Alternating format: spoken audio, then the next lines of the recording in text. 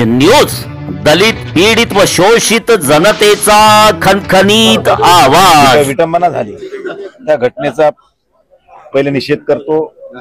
हा पूर्ण परभणीकरणीत नाही तर देशातल्या किंवा जगातल्या बाबासाहेबांना मानणाऱ्या प्रत्येक व्यक्तीनं या घटनेचा निषेध केला। यामध्ये कुठलाही दुमत असण्याचं कारण नाही, परंतु ही घटना घडली ही अत्यंत दुर्दैवी आहे।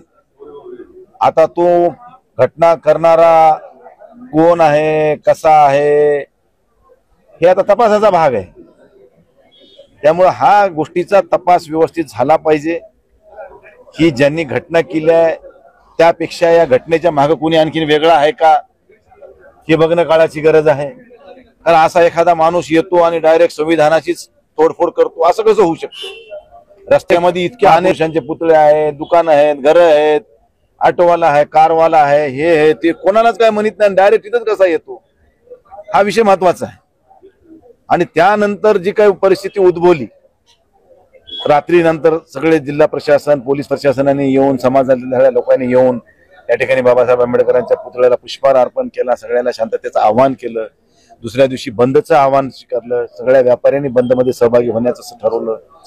त्यानंतर काही युवक, काही महिला, काही युवती ह्या ज्या काही भावना विवश झाल्या आणि संविधानाला हात घालणं, आज देशात आपल्या देशाचा कारभार सगळ्या संविधानावर चालतो।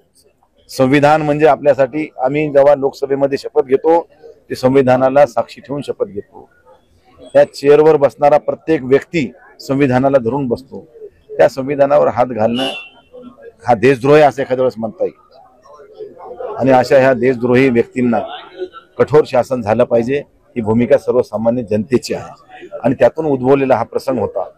पण ह्या प्रसंगामध्ये नेते मंडळींनी पुढाकार घेऊन शांतता प्रस्थापित करण्याचा प्रयत्न केला, पण काही अंडर 18 किंवा अंडर 20 म्हणा ह्या लोकांनी थोडा अतिरेक करण्याचा प्रयत्न झाला। ह्याच्यात काही दुमत असायचं कारण नाही।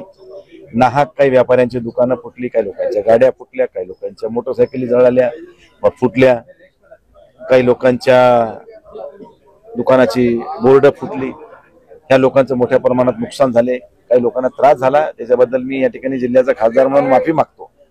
परंतु ह्या सगळ्या लोकांना ज्यांचं नुकसान झालंय त्या लोकांना शासनाची मदत झाली पाहिजे, अशा स्वरूपाची विनंती मी आपल्याला या निमित्तानं करतो। त्यामुळं आज ही झालेली घटना आणि त्यानंतर मी असं ऐकलं की ह्या ठिकाणी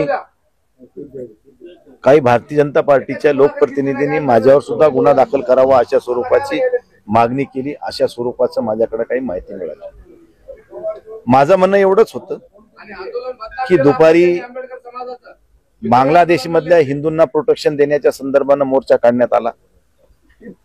त्या मोर्चाला भारतातल्या प्रत्येक नागरिकाचं समर्थन आहे, कोणाचा विरोध असायचं कारण नाही। कारण हा भारतीय लोकांना जर त्रास होत असेल तर त्यांना प्रोटेक्शन देणं, त्यांच्यासाठी आपण उभं राहणं हे आपलं कर्तव्य आहे। पण हे कर्तव्य पार पडत असताना भारतीय जनता पार्टी या हिंदूच्या नावाखाली एक वेगळा अजेंडा राबवत होती। बटेंगे तो कटेंगे, एक है तो सेफ है, हे नारे भारतीय जनता पार्टीचे होते, हे हिंदू म्हणून नव्हते। तुम्ही इथं सगळ्यांना हिंदू म्हणून एकत्र यायला आवाहन केलं होतं, तुम्ही भारतीय जनता पार्टीच्या लोकांना बोलवलेलं नव्हतं। मग तुम्हाला जर हेच करायचं होतं तर तुम्ही फक्त भाजपचे लोक बोलवायचे, हिंदू म्हणून कशाला बोलवलं कोणाला? मग हिंदूला बोलवलं होतं तर तुम्ही त्या ठिकाणी ह्या गोष्टी करायला नको होत्या। आणि बटेंगे तो कटेंगे, एक है तो सेफ है, आणि जेव्हा परभणीमध्ये दंगल सुरू झाली तर तेव्हा एक बी सेफ व्हायला पुढे आला नाही। मग कुठे गेले सेफ वाले परभणीतले सगळे? अरे बोलायला सोपं असते, निभावताना लई त्रास होत असते, कळालं का? म्हणून कधीही अशा भावनिक होऊन कोणत्या गोष्टी करू नका आणि समाजामध्ये तेढ निर्माण होईल असं कुठलं काम करू नका। तुम्ही आणखीन काहीच बघितलं नाही, आम्ही लय जीवनामध्ये अनुभवलो, हे सगळे आम्ही अनुभवणारी माणसं आहेत। आम्ही ह्या सगळ्या प्रक्रियेतून गेलेलो आहोत म्हणून आम्हाला कळतंय, ज्याचं जळते त्यालाच कळतंय। उगा येऊन भाषणं देऊन किंवा काहीतरी वातावरण गरम करून आपली पोळी भाजून घेणं हे सोपं आहे, परंतु त्यानंतर उद्भवणाऱ्या प्रसंगाला समोर जायला काय लागते आणि त्याच्यानंतर त्याचे परिणाम, दुष्परिणामाला कसा पुढे जावं लागते हे आम्ही जीवनात अनुभवले। म्हणून एवढ्या अनुभवातून आम्ही तुम्हाला या ठिकाणी सांगतोय। ठीक आहे, तुम्ही केलं, सगळं झालं, त्यानंतर दुर्दैवी दुर्घटना घडली, त्यानंतर जे प्रसंग उद्भवले त्यावेळेस तुम्ही कुठे होतात? जेव्हा परभणीमध्ये तोडफोड होत होती, गाड्या फोडत होते, लोकांना त्रास होत होता, एकही भारतीय जनता पार्टीवाला पुढे आला नाही माईचा लाल, ह्याचा मला आपल्याला निषेध करायचा ह्या गोष्टीचा. तेव्हा कुठे गेली तुमची मर्दुमकी, कुठे गेले तुमचं सेफ? हे सेफ तेव्हा नव्हतं तुम्ही. मग सगळं झालं जिकडे तेव्हा शांतता, मग येऊन लोकच काय झालं, अरे त्याचं वासून गेलं ना सगळं, त्याचं नुकसान झालं, त्याचं घर जळालं, कोणाची गाडी जळाली, काय झालं. या सगळ्या करवण्यामागे हेच आहेत असं वाटतं. बघा ह्या गोळण्यामागे कोण आहे हे आता हे पोलीस तपासाचा भाग आहे.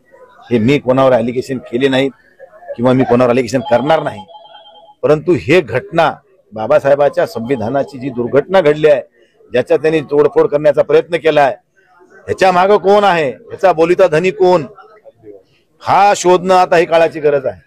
मी कालही प्रतिक्रिया दिली. मी देवेंद्र फडणवीस साहेबांनाही फोन केला होता. मी जे बोललो ते केलं आणि फोन केल्यानंतर त्यांच्या पीएनी फोन उचलला आणि ते म्हणले की बाबा ह्या नंबरवर नाही, तुम्ही दुसऱ्या नंबरवर, मला नंबर द्या, मी त्याच्यावर बोलतो. त्यांच्याकडून मला नंबर पुन्हा आला नाही आणि माझं काही पुन्हा बोलणं झालं नाही.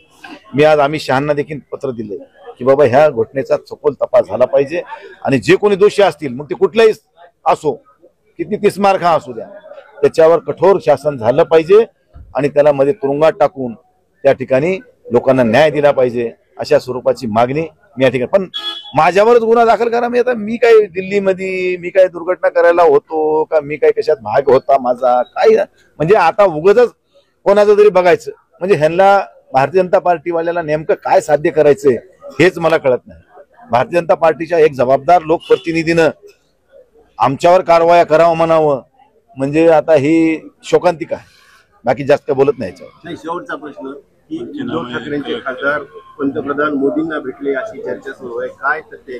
आज आम्ही देशाच्या पंतप्रधानांना शिवसेनेचं शिष्टमंडळ भेटायला गेलं होतं, पण आम्हाला त्यांची भेट मिळाली नाही. त्यांनी आम्हाला सोमवारची वेळ दिलेली आहे. बांगलादेशामधल्या हिंदूला संरक्षण द्यावं आणि त्यांना त्या ठिकाणी जी काही मदत लागेल ती करावी, पण त्यांचे होणारे हाल थांबवण्याच्या पार्श्वभूमीवर आमचं शिवसेनेचं शिष्टमंडळ पंतप्रधानांना भेटणार आहे, ह्याच्यामध्ये काही दुमत नाही. ऑपरेशन लोटस सारखं काही चालू आहे? ऑपरेशन लोटस हे परभणीमध्ये आज थांबवण्याचं आता तुम्ही सगळे शांतता समितीच्या बैठकीत ऐकले, त्यामुळे आता त्याच्यावर भाष्य करणार नाही. पण ह्या ठिकाणी ज्यांचं नुकसान झालंय त्यांना मात्र नुकसान भरपाई मिळाली पाहिजे. ही नैतिक जबाबदारी प्रशासनाची आणि शासनाची दोघांची बी आहे आणि त्यांनी ती पार पाडावी, अशा स्वरूपाची विनंती मी आपल्याला या निमित्तानं करतो. लाईक करा, शेअर करा आणि आमचं YouTube चॅनल सबस्क्राईब करा. धन्यवाद.